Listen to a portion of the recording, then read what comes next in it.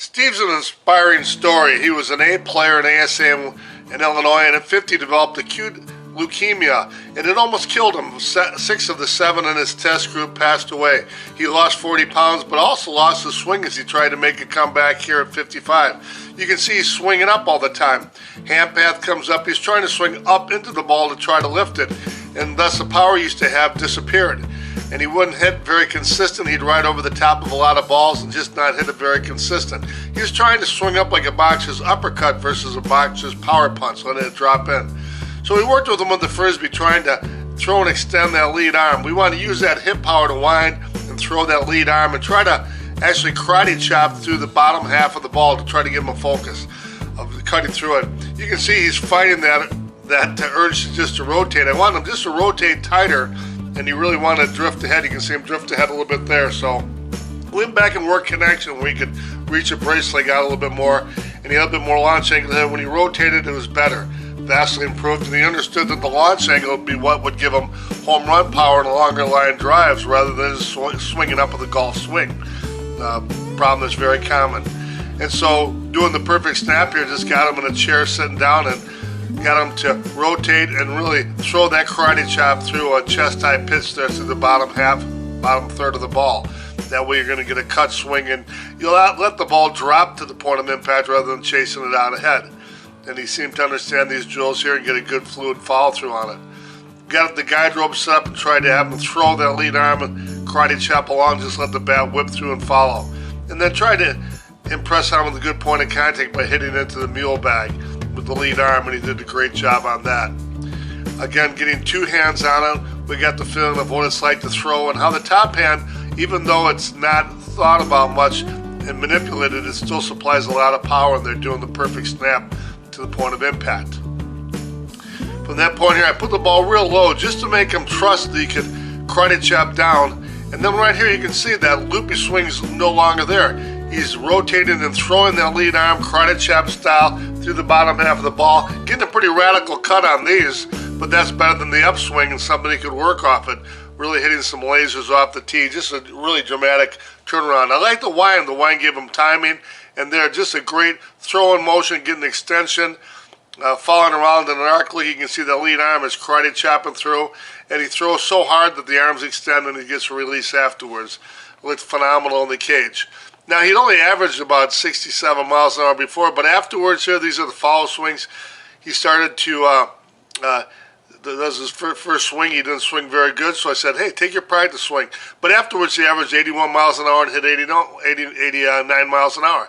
There's a great cut swing right there. Could get a little bit more extension on it, and he did have some flaws when we rode up over the top of the ball, but look at there, like right there, see? Just didn't karate chop all the way through. So again, take the practice swing, refocus on it, and look at those cut swings right there. He caught a ball that went 360 feet. And again, that's why, Steve, we use that drill right there, that karate chop drill. Watch when you rotate and you throw that lead arm, it karate chops through the bottom third of the ball. That's what gives you a cut. That's what gives you a fast bat. And look how the bat follows that same path all the way around. When he gets short armed, it's going to come up. So phenomenal job, and I know there's nothing but good things ahead for this guy. Appreciated it. Look at that. Good ball.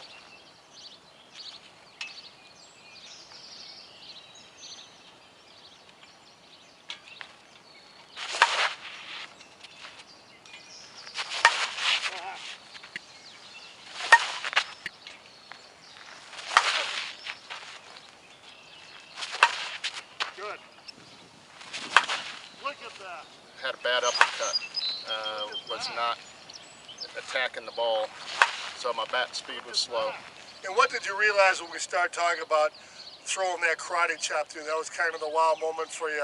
You started to believe that you could actually cut the ball and hit it with some power rather than trying to lift it. Talk a little bit about that transition. The ball jumps off the bat much better when your wrists are right, and rolling the wrists too soon, you lose a lot of power. So I just hit one 350 there that was pretty effortless. Yeah, and then the exit speed went up about an average of 15 miles an hour from where you were. You were in the low 60s into the 70s, and you hit 89 miles an hour here, and then we're in the 80s all day. Before it looked like you were muscled up on everything, and What does it feel like now? It feels great. The ball jumps off the bat. Fluid and loose, doesn't it? Right. Probably what was your biggest wow moment? What did you change that gave you the wow factor and started to get a good cut swing? Once you showed me with the karate chop to keep my wrists right, the ball started jumping off the bat. The karate chop kept you from rolling over, and it also got you on the plane. And what did you start to aim at that surprised you? What part of the ball? Bottom third. Yeah.